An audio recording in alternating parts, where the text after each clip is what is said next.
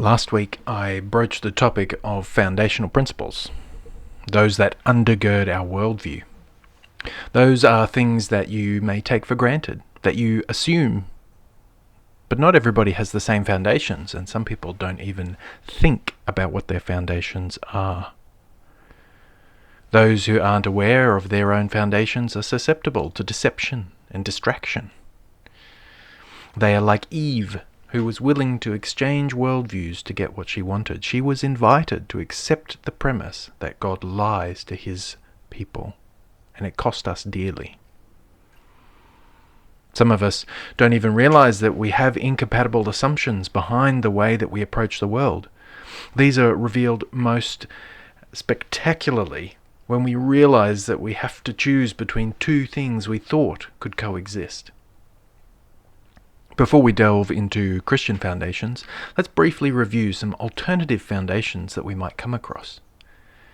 One common foundation is the individual is supreme, on which is laid the base course, that the individual has a right to pleasure or happiness.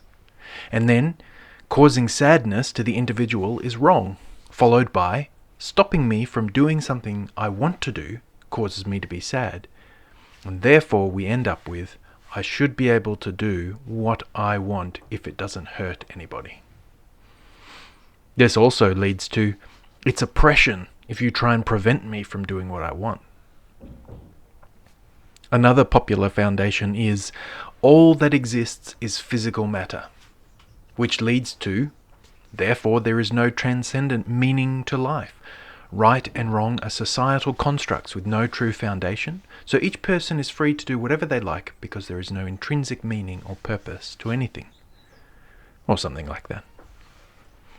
Both of these systems of thought ultimately start as if they were hovering in mid-air.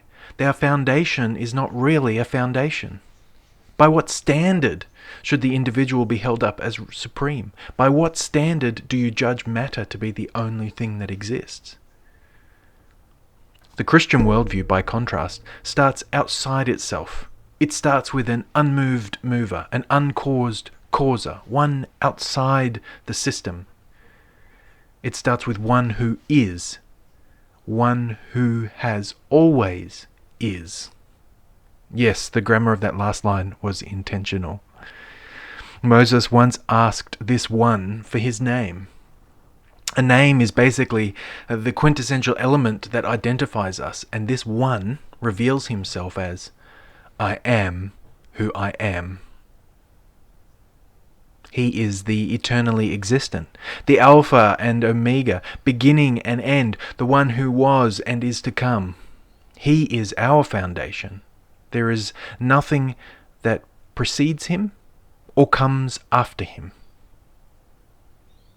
If there is an eternal, all-powerful, all-knowing God, he must be the foundation of everything. Our worldview foundation goes a little something like this. God is. God knows all. God reveals knowledge, also known as truth. And we can have true knowledge if God gives it to us. Thus, our worldview is not founded on perception or self-exaltation, but on revealed knowledge from outside us. Everything that we believe, every moral, every standard that we have is in some way connected to the revealed truth of God. So in every sphere of life, what we believe and why we believe it will somewhere rest on the principle, because God said so. Now, although this is sufficient for an answer to any question, God very kindly does not leave us in the dark. He has given us reason, and he has revealed his reasons on very many topics. Usually, there is a clear logic as to why things are the way that they are, including why evil is evil and why good is good. Given that our God is eternal and unchanging, this means the truth that he reveals is also eternal and unchanging. When the non-Christian worldviews of the day change around us, we should be unsurprised because it is not based on unchanging truth. And we don't need to worry. This is a sturdy foundation. one that has stood the test of time and will continue to stand. As we live in the day-to-day world, often we have to make the connection between our changing context and the eternal truths that we are founded on. The principles that we have will put us in good stead to face whatever comes next. Some of these principles include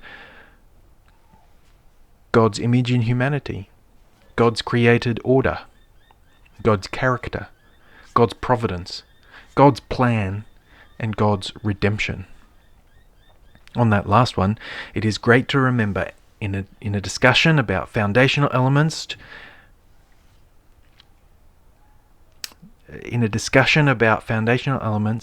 it's our worldview that truth himself has become incarnate in Jesus Christ, who is the way to life.